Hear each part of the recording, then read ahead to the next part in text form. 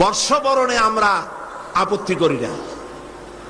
আপনি বছরের প্রথম দিন আল্লাহ আল্লাহ করবেন, অসুবিধা কি? আপনি মুনাজাত করেন, আয় আল্লাহ বিগত বছরে যত গুনাহ করছি, এই যে পয়লা বৈশাখ আসতেছে না, আপনি বলেন আল্লাহ এই গত বছর যত গুনাহ করেছি মাফ করে দাও, আগামী বছরটা নতুন বছরটা আমার জন্য ভালো করো। এই ধরনের দোয়া করলে ভালো হইতো না? আচ্ছা, তা না করে কি করা হলো? মঙ্গল প্রদীপ জ্বালানো হলো, রাখি বন্ধন বাঁধা হলো, উলুধ্বনি দেওয়া হলো, কপালে তিলক পরা হলো, মেয়েদের গালে যুবক ছেলেরা উল্কি আঁকায় দিল। এটা কি আমার সংস্কৃতি? বলেন, এটা আমার সংস্কৃতি?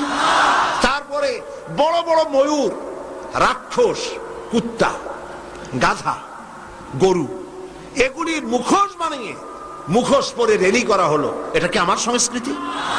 বছরের পয়লা দিনে মুখোশ পরার সম্পর্ক কি আমি বুঝি না।